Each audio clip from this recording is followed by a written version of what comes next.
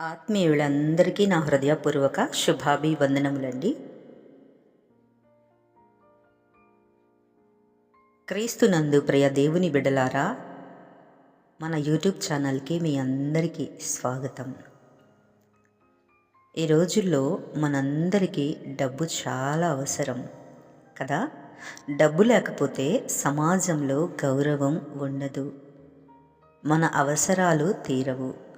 డబ్బు సంపాదించడం తప్పు కాదు, కానీ ఆ డబ్బు సంపాదించాలనే కోరిక హద్దులు దాటితే ఏమవుతుందో తెలుసా?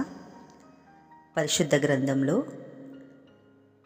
అపోస్తలుడైన పౌలు గారు తిమోతికి రాస్తూ ధనం గురించి ఒక భయంకరమైన హెచ్చరిక చేశారు. అదే 1 తిమోతి 6వ అధ్యాయంలో 9-10 వచనములు. ధనవంతులగుటకు అపేక్షించువారు శోధనలోను, ఉరిలోను, అవివేకయుక్తములను, హానికరములునైన అనేక దురాశలలోనూ పడుదురు. అట్టివి మనుష్యులను నష్టములోను, నాశనములోను ముంచివేయును. ఎందుకనగా ధనాపేక్ష సమస్తమైన కీడులకు మూలము. కొందరు దానిని ఆశించి విశ్వాసము నుండి తొలగిపోయి నానా బాధలతో తమ్మును తామే పొడుచుకొనిరి. నా ప్రియమైన సహోదరి సహోదరులారా, ఈ వాక్యాన్ని మనం జాగ్రత్తగా గమనిస్తే బైబిల్ ఎక్కడా కూడా డబ్బు కలిగి ఉండడం తప్పు అని చెప్పలేదు. కానీ ధనవంతులు అయిపోవాలనే ఆపేక్ష, అంటే ఆ అత్యాశ చాలా ప్రమాదకరమని చెబుతోంది. ఎప్పుడైతే మనిషికి దేవుని కంటే ఎక్కువ డబ్బు మీదే ఆశ పుడుతుందో వాడు సాతాను వేసే ఉరిలో పడిపోతాడండి. ఉదాహరణకు లంచాలు తీసుకోవడం, అబద్ధాలు చెప్పడం, ఎదుటి వారిని మోసం చేయడం వంటి తప్పుడు మార్గాలను ఎంచుకుంటారు. ఆ అత్యాశ చివరికి మనిషిని, వాడి కుటుంబాన్ని నాశనం వైపు నడిపిస్తుంది. వాక్యము చాలా స్పష్టంగా చెబుతోంది, ధనాపేక్ష సమస్తమైన కీడులకు మూలము అని. ఈరోజు సమాజంలో జరుగుతున్న దారుణాలన్నిటికీ కారణం ఈ డబ్బు పిచ్చే.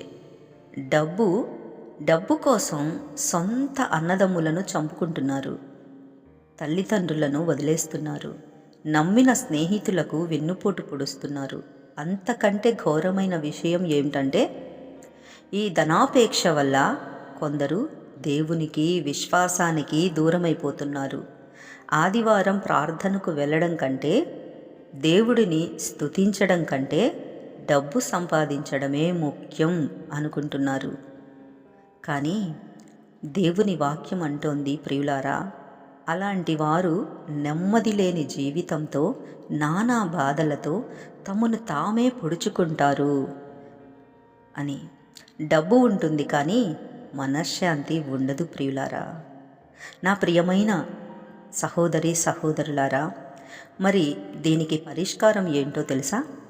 దేవుడు మనకిచ్చిన దాంతో తృప్తి కలిగి ఉండడం నేర్చుకోవాలి. మన నమ్మకం బ్యాంకు అకౌంట్లో ఉన్న డబ్బు మీద కాదు, మనల్ని సృష్టించిన దేవుని మీద ఉండాలి. మనకు కావలసినవన్నీ ఆయనే ఇస్తాడు. కాబట్టి డబ్బు వెనుక పరిగెత్తకండి. నా ప్రియమైన సహోదరి సహోదరులారా, దేవుని రాజ్యానికి, ఆయన నీతికి మొదటి స్థానం ఇవ్వండి. అప్పుడు మీకు లోకంలో ఏ కొరత ఉండదండి. ఆమేన్. ఇప్పుడు మనందరం కలిసి ఒక నిమిషం ప్రార్థన చేసుకుందామండి. దయచేసి అందరూ కళ్ళు మూసుకుని ప్రార్థనలో ఏకీభవించండి. ప్రార్థన. మహాపరిశుద్ధుడా, ప్రేమగల మా పరలోకపు తండ్రి, మీకు వందనాలయ్యా. యేసయ్యా, మీకు స్తోత్రములు తండ్రి. ఈరోజు 1 తిమోతి 6వ అధ్యాయంలో 9-10 వచనాల ద్వారా మీరు మాతో మాట్లాడినందుకు స్తోత్రములు స్తోత్రములు తండ్రి. నాయనా, ఈ లోక ఆశల నుండి, ధనాపేక్ష నుండి మమ్మల్ని కాపాడండి ప్రభువా. డబ్బు వెనుక పరిగెత్తి మా ప్రాణాలను, మా విశ్వాసాన్ని నష్టపరుచుకోకుండా ఉండే కృపను మాకు దయచేయండి దేవా. మాకు మీరు ఇచ్చిన ప్రతి దానిని బట్టి తృప్తి కలిగిన హృదయమును మాకు ప్రసాదించండి ప్రభువా. ఈ లోకధనము కంటే నీ ప్రేమే మాకు గొప్ప భాగ్యము నాయనా. ఈ వీడియో చూస్తున్న ప్రతి బిడ్డను, వారి కుటుంబాలను మీరు ఆశీర్వదించండి. వారి అవసరాలన్నిటినీ మీ మహిమ ఐశ్వర్యం చొప్పున తీర్చండి తండ్రి.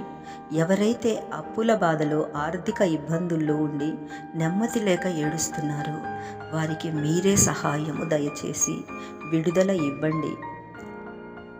మా నమ్మకము, మా నిరీక్షణ కేవలము మీపైనే ఉంచుకునే భాగ్యాన్ని ఇవ్వమని మా రక్షకుడైన యేసు క్రీస్తు అతి పరిశుద్ధ నామములో ప్రార్థిస్తున్నాము తండ్రి.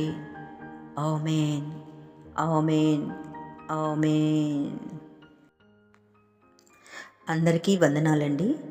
ఈ దేవుని వాక్యం మీ హృదయాలను తాకిందని నేను నమ్ముతున్నాను. ఈ వీడియో మీకు నచ్చితే దయచేసి లైక్ చేయండి. మీ స్నేహితులకు, కుటుంబ సభ్యులకు షేర్ చేయండి. దేవుని వాక్యాలను మరిన్ని తెలుసుకోవడానికి మన ఛానల్ని తప్పకుండా సబ్స్క్రైబ్ చేసుకోండి. దేవుడు మిమ్మల్ని నిండారుగా ఆశీర్వదించునుగాక. Amen. God bless you all. మరొక వీడియోతో మీ ముందుకు వచ్చేంత వరకు దేవుని మహాకృప నాకు మీకు తోడయ్యుండి నడిపించునుగాక. ఆమేన్, ఆమేన్, ఆమేన్.